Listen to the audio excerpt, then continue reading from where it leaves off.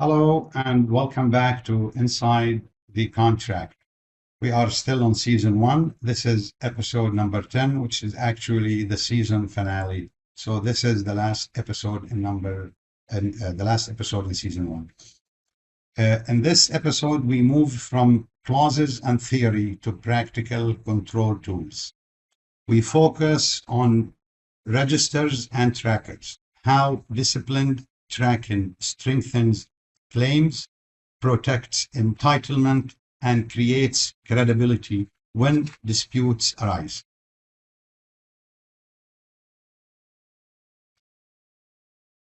If you want to win claims consistently, you need one thing more than anything else: strong registers. Although it sounds intuitive, but trust me, I have seen my fair share of lack of documentation. So it is worth talking about this topic. Registers are not administration work. They are evidence tools. Under FIDIC 2017, entitlement depends on timing, procedural compliance, and substantiation. Registers help demonstrate that discipline consistently, long before a dispute escalates. Today, we explore the system that separates weak contractors from professional ones. Okay? So, why registers are critical? Under FIDIC 2017, claims depend on timing, evidence, and clarity. You cannot meet the 28-day rule. You cannot prove EOT impact. You cannot validate costs without proper registers. Engineers, DAABs, and arbitrators trust records, not memories. So on major projects, structured registers are one of the strongest practical predictors of a claim credibility because they demonstrate timing, discipline, consistent records, and reliable chain of evidence. So what is a register? Speaking contractually and practically. A register is a structured log that tracks project events in real time. It must be chronological, detailed, cross-referenced, accessible, continuously updated. Registers validate your entire contractual story. Okay, so let's look at what I call the five core registers every contractor must maintain. First, notice register. Not a contract requirement, but the best practical control for subclause 20.2.1 compliance. Okay? It tracks every contractual notice issued under clause 20.2.1. What you need, for example, to include in such a log or a register. You need a notice ID, the date issued, clause reference, triggering event, awareness date, response from engineer, status, whether accepted, rejected, or still pending. Without this register, chances are you will miss the 28 deadline in cases. Number 2, delay event register. This one tracks every delay event. You need to include event description, whether employer, contractor, or third party, evidence references, such as RFI logs, drawings, approvals, impacted activities, critical path linkage, roll-in notices dates. This register feeds directly into EOT claims. It must be, or it should be, or it could be, aligned with the SCL or AACE guidance, which is as industry practice, where appropriate to the project data. Number 3, variation register. Tracks all change and variation items under clause 13. Must include variation number, origin and instruction date, description, clause 13 compliance, the formal instruction or not, cost and or time impact estimate, approval status, and whether a VO was issued or not, payment status as well, if applicable. A large portion of variation disputes arise from weak documentation, unclear instruction status, poor tracking of valuation, and missing linkage to time and or cost impacts. Number 4, claim register. This one tracks all claims from the day they are notified until closing. The key fields in such a register: claim ID, clause basis, for example, 8.5, 4.12, 20.2, etc. Delay cause, notice date, 84-day particulars deadline, the detailed claim submission deadline, which is typically 84 days, subject again to the contract wording and agreed extensions. You need evidence status, program analysis status, engineer's determination according to 3.7, notice of dissatisfaction, if applicable, submitted or not. This register is also the backbone of DAAB referrals, arbitration submissions, and negotiation packages. Number 5, correspondence register.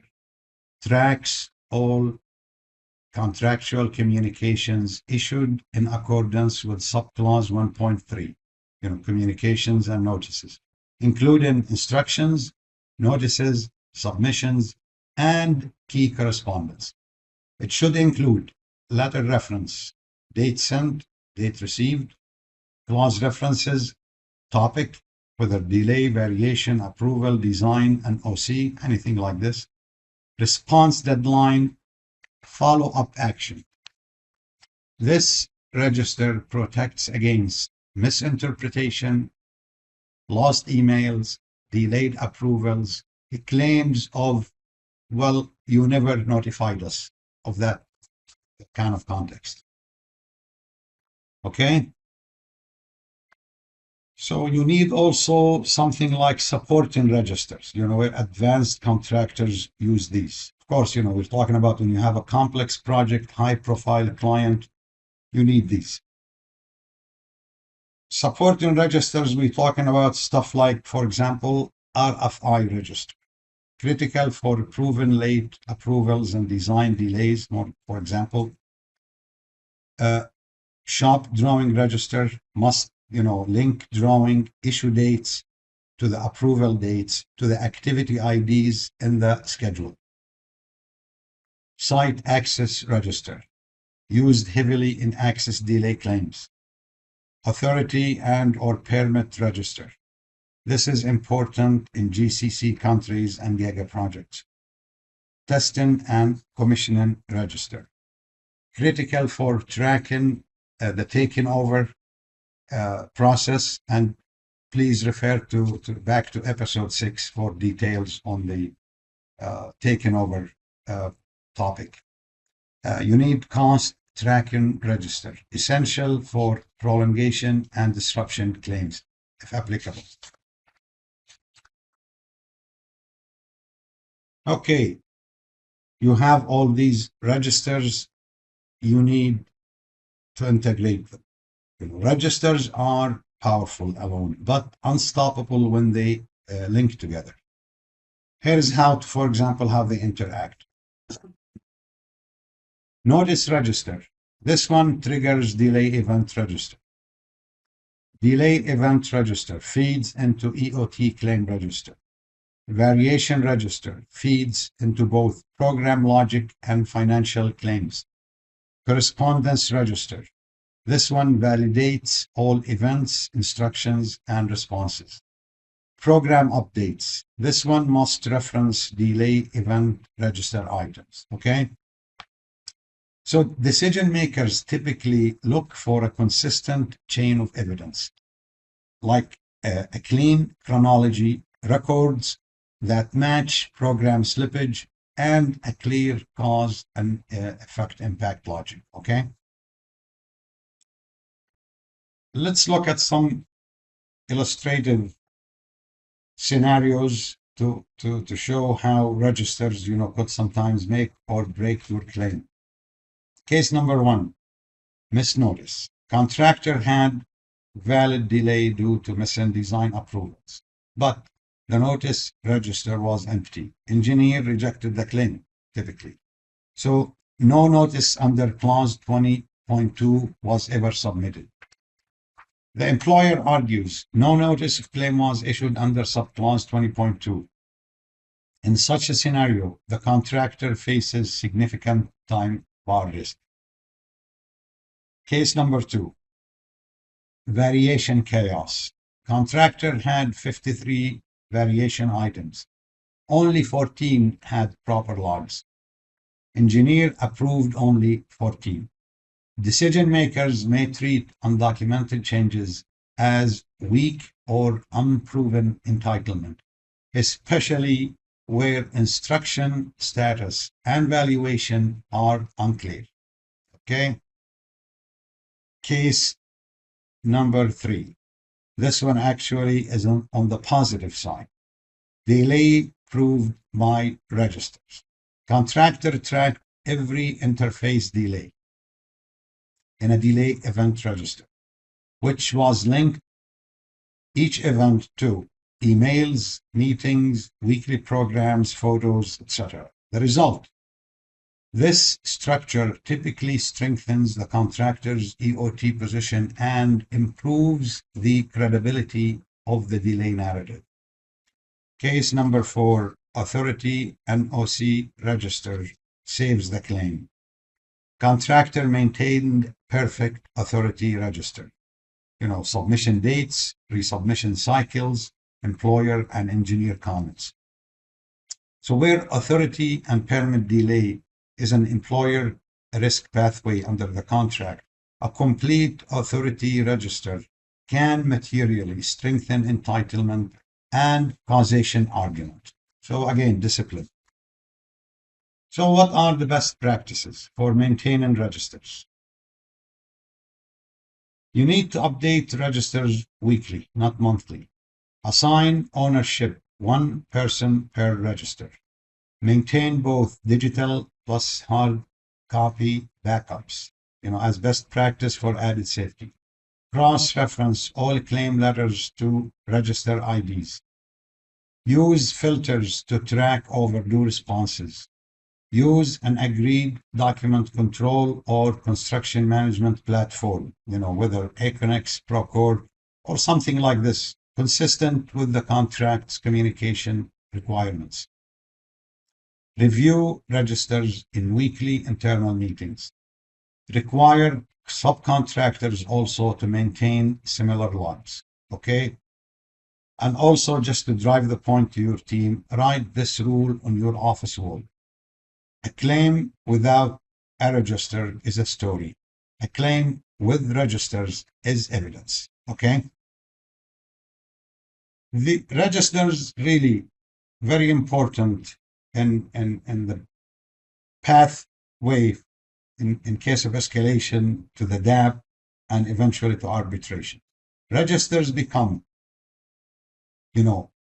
registers are often among the most persuasive early exhibits because they show chronology, notice, discipline, and document linkage. They become the backbone of your statement of a claim. They become the timeline foundation in arbitration. They become proof of your procedural compliance. They become Exhibit A in disputes over late notices. They become a defense against employer claims of contractor negligence.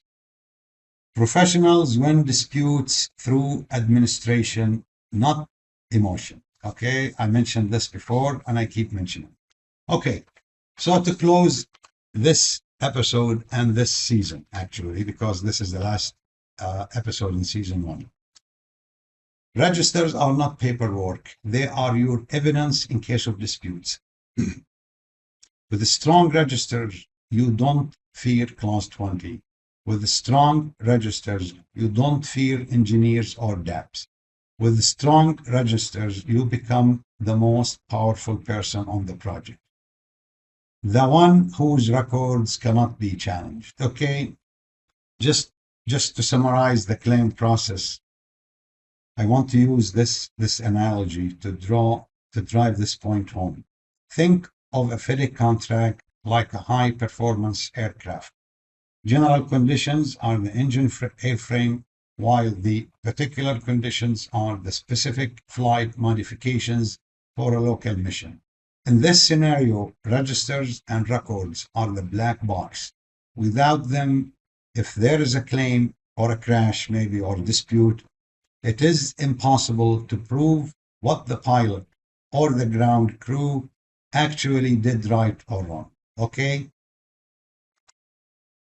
So by this, we come to the conclusion of episode 10 and also season 1. I would like to thank you for watching. And next time in season 2, we go deeper into advanced FIDIC topics. Again, claims, exceptional events, termination, procedural compliance, DAAB strategy, and we look maybe at the role of the engineer some more in depth, maybe. Okay. Until then, thank you for watching, and I hope I will see you in season 2. Thank you.